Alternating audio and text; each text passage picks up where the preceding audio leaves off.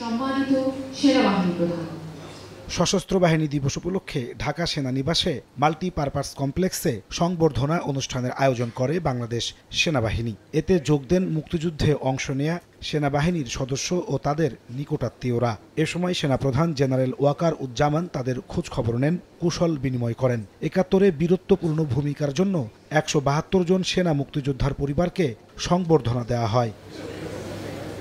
২০২৪, ২০২৫ ও ২০২৫-২৬ অর্থবছরে বিভিন্ন অবদানের জন্য বাহিনীর ৯ জনকে সেনাবাহিনী পদক, ১৭ জনকে অসামান্য সেবা পদক এবং বিশিষ্ট সেবা পদকের জন্য মনোনীত ৬৪ জন সেনা সদস্যের হাতে স্বর্ণপদক তুলে দেন সেনাপ্রধান।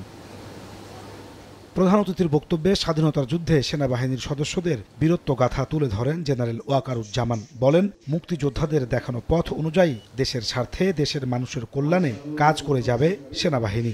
শুধুমাত্র সিটি ব্যাংকে অ্যাকাউন্ট থাকলেই করতে পারবেন গুগল পে। তাই অ্যাকাউন্ট খুলুন আজই। মহান স্বাধীনতা যুদ্ধে যারা মুক্তিযোদ্ধা, আপনাদের আত্মত্যাগের মাধ্যমে আমরা পেয়েছি আজকে আমাদের এই শ্রেষ্ঠ অর্জন স্বাধীনতা। আপনারা জাতির শ্রেষ্ঠ সন্তান। দেশের স্বাধীনতা রক্ষায় আপনাদের দেখানো পথ অনুসরণ করে আমরা পথ চলছি।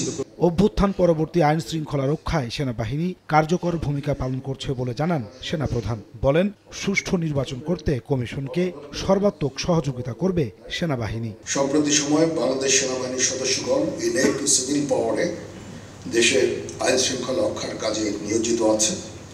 আমরা সামনে একটা নির্বাচনের দিকে যাচ্ছি। সেই নির্বাচনে আমরা যথাযথভাবে ইনশাআল্লাহ সরকারকে সর্বতভাবে সহযোগিতা করব, নির্বাচন কমিশনকে সহযোগিতা করব, যেন আমরা একটা সুন্দর একটা নির্বাচন পেতে পারি। অনুষ্ঠানে ৩ ক্যাটাগরিতে ৩ জনকে মরণোত্তর সেনাবাহিনী পদক প্রদান করা হয়। নাজমুস সালেহী, সময় সংবাদ, ঢাকা।